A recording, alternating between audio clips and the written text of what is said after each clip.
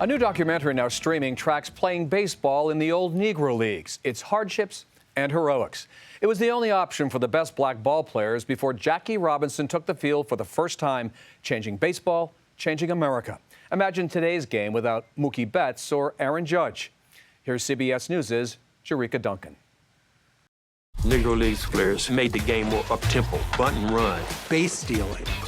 For black baseball players in the 1920s, 30s, and 40s, the Negro National League was home. The major leaguers would say that the Negro Leagues didn't play the game the right way. Really, that was saying they didn't play the game the white way. Notable owners, managers, and players who never made it into the history books are a major part of a new documentary, The League, which recounts the dramatic ups and downs of the Negro Leagues. It's just amazing the trials and tribulations they had to go through just to play the game that they love, baseball. Director Sam Pollard relied on archival material and accounts from players like Hank Aaron. Before being known as the man who broke Babe Ruth's Major League Baseball home runs record, Aaron played for Negro League teams. We got $1 a day meal money, and we would buy one loaf of bread, and we would buy a big jar of peanut butter.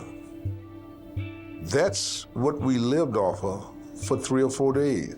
The film chronicles the boom times of black baseball. Wherever you had successful black baseball, you typically had thriving black economies. When legends like Josh Gibson were drawing huge crowds. That's probably the best documentary that I've seen so far. Sean Gibson is Josh Gibson's great-grandson. He was a single father, raising twins, trying to play the game of baseball during the segregation time, and also trying to make a living for his family.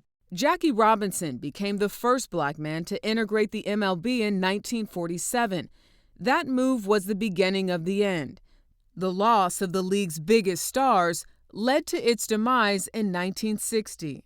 Stadiums like Hinchliffe here in Paterson, New Jersey, would eventually fall into disrepair. But in May, this one reopened. It's a sports comeback and a symbol of urban renewal.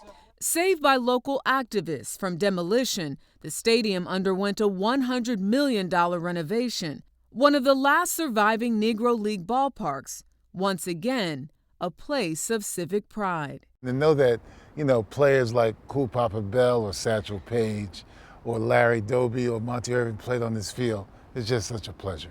A field of dreamers who made history. It's important history for Americans to understand. And their legacy bigger than baseball. Jericka Duncan, CBS News, Paterson, New Jersey.